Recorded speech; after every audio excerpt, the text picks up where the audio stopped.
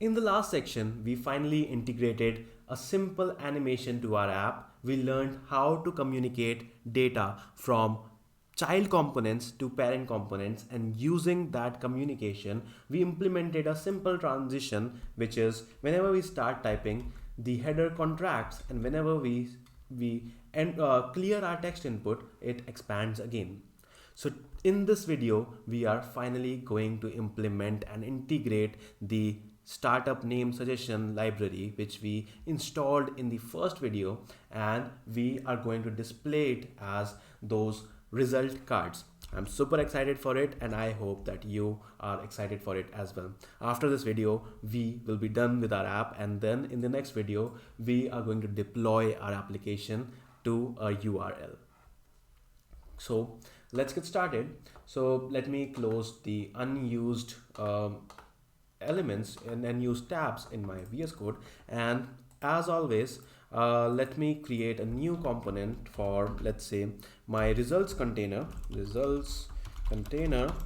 and inside my results container I am going to have another file, results container.jsx, and let me just copy it for the ease of putting the CSS file with the same name as well.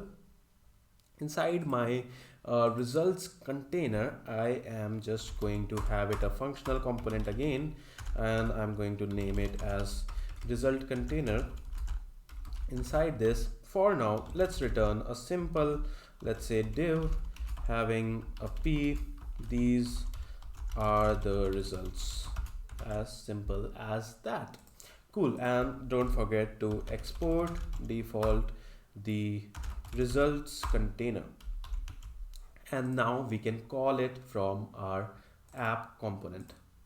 Let us see results container, and for me it automatically imported, but if it does not import for you, do add this line in your code in the import section, import statements, and you are now going to see that it adds these are the results. Very cool. So now we are finally going to integrate the library which we had from the which we took from the from in the first video. So how are we going to do that? We are going to basically extract out this name function, which is const name. For your information, we have already included that particular dependency inside our project in the first video. If you have not till now, please go to your command prompt or your terminal and just type in npm install this thing. I am going to write it down in the description of this video as well, but yes, do add this, do run this npm command, otherwise this thing which I'm typing won't work for you. So let me copy the name of this dependency so that I can paste that here, and const name equal to require, so I'm going to use a require syntax here, and that is it. So now, as you are going to see the magic here, I am going to integrate the name suggestions very easily. So I'm just going to log. So the syntax is very simple. I'm just going to log, and all we need to do is we need to call this method name with the input text. For now, let me just do it as a simple just to show you how this thing is going to work. Let me just show a simple console log of name with, let's say, the examples are given here. Let's say cloud or health fit, or cloud seems good enough to me. Yes, and let's have a look at our console, and as you can see, it actually builds up a lot of cool names like cloud base, cloud up, cloud hub, cloud co-cloud, cloud dash, and so on. This sounds super cool. So yes, that means this startup name generator is working. All we need to do now is, instead of having that hard-coded text as cloud, all we need to do is have this thing as name of input text. But as you might have guessed, we need to save it, because as soon as the user enters something, we need to display names according to what the user is entering. So we need to save this particular data somewhere. So I will instantiate it here. Let's say suggested names, and the initial value can very well be an empty array, because as you can see, the result of this API, the result of this method, the result of this function is a list of strings, is a list of names. It's a simple array, and I am going to very well do this here. I'm going to have a simple empty array instantiated in the constructor in the initial state, and then whenever user types in something, I am just going to save it inside my state as suggested names. So inside the suggested names, I'm going to put it as name of text, and that is going to work like magic.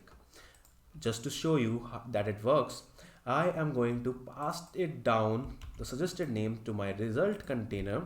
Let's say suggested names equal to this dot state dot suggested names, and now we can access those names from inside our results container. So let me destructure it as always from inside. For now, like this is an array, but for now let me just show the first element of that array. For example, let's say suggested names of 0, but this can actually make our app to break, because initially there are no elements in the array, that is 0. So I can have it very simply as similar to the thing which we did last time. If it is greater than 1 or maybe greater than 0, then do this of 0, otherwise show nothing. And this can also be, let me just first check whether this works or not. So I will just check it, and it works. It is awesome. It works. It is very, very cool.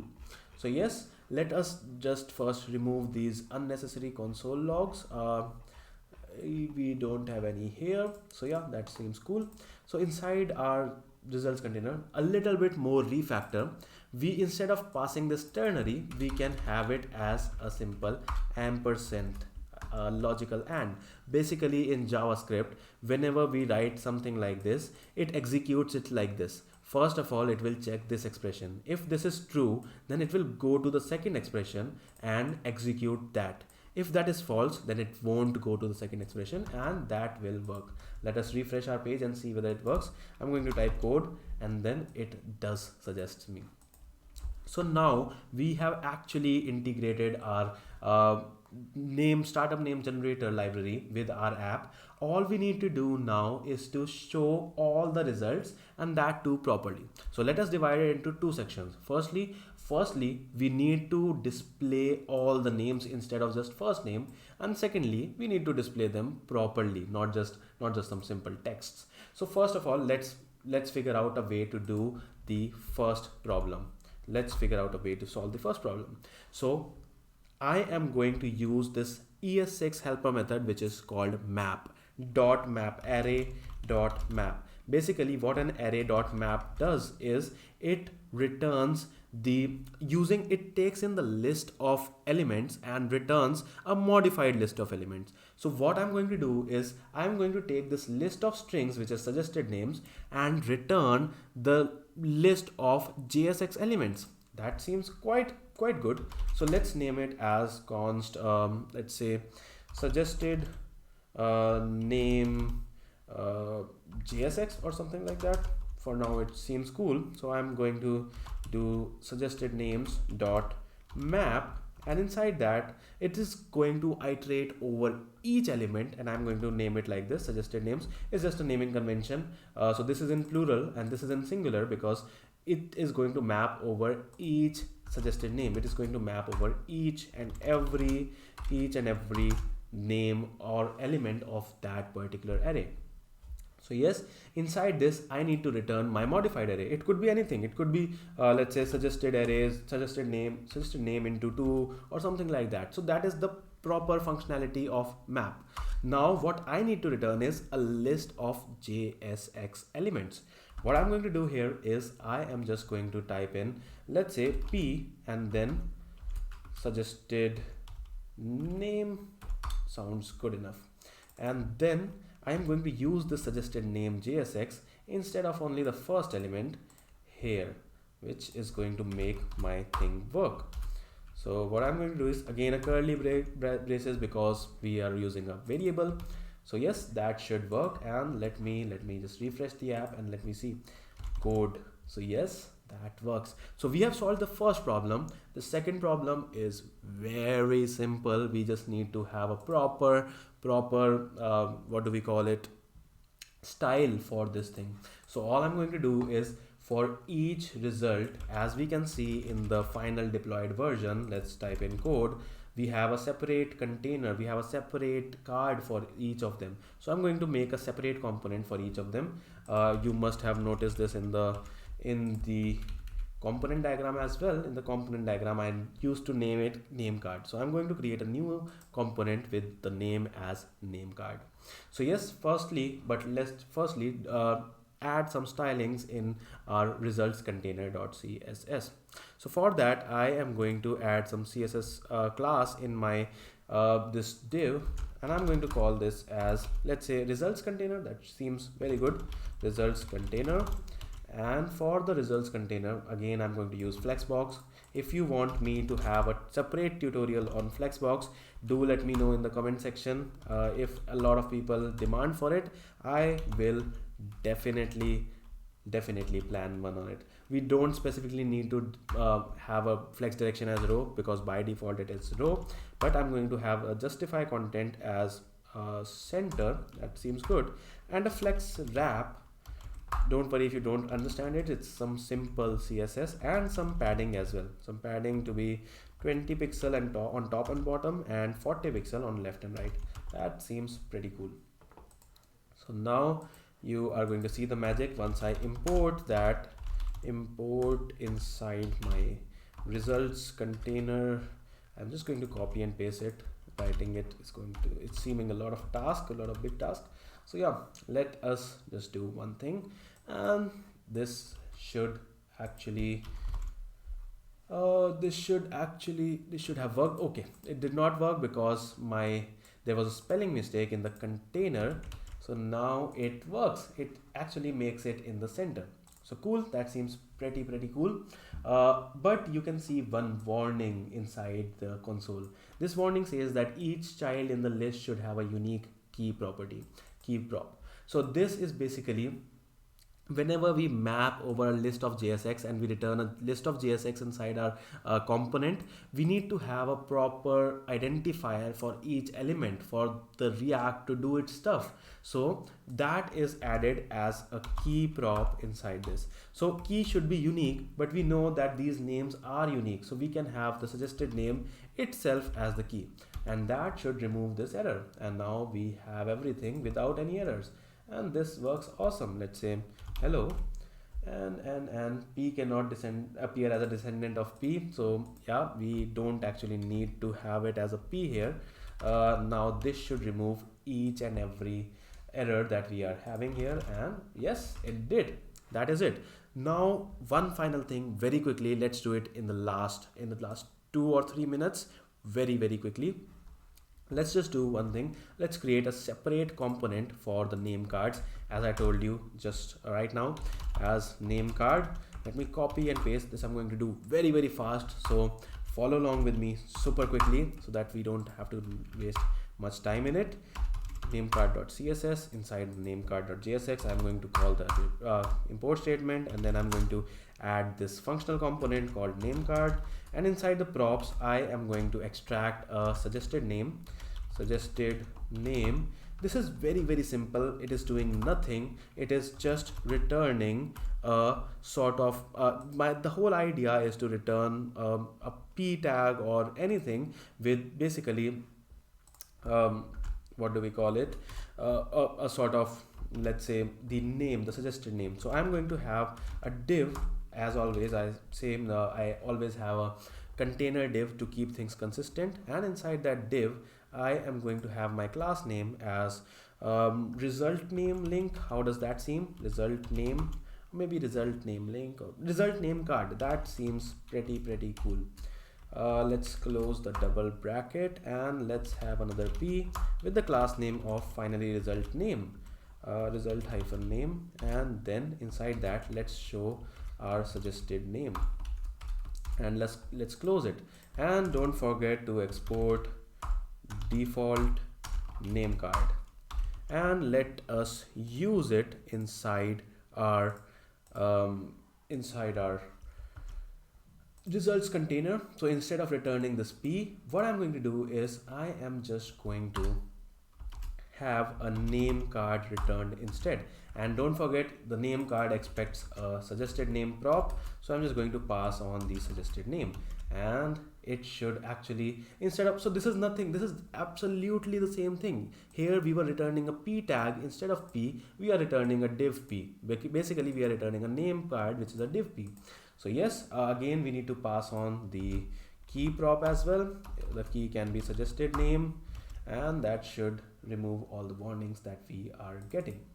Cool. So let's just refresh it. And the final thing for now, let us import the css file, import ./namecard.css, and then let us have the stylings done for it very quickly. So again, the name card was having this class name as result name card. Okay, inside the result name I'm going to have the color as again E7 EF, what was that, 9F0, right? 9F0. So that is cool. Color is going to be that, and text decoration maybe we don't need any text decoration. Let's have a background color of hashtag, let's say 282 and DF4, D4F. I think that should be cool enough. So let's see how it looks like now. So yeah, we are very much there. We are constantly reaching our destination. Very cool. So now, as you can see, we need to have a sort of padding and a sort of margin as well. So firstly, let's put some margin as 10 pixel top and bottom, 15 pixel left and right. That makes it super cool. Let's say have it a fixed width or a minimum width, at least minimum width of 75 pixels. That seems pretty cool as well. Now it all seems quite consistent. And now let's have some padding as well.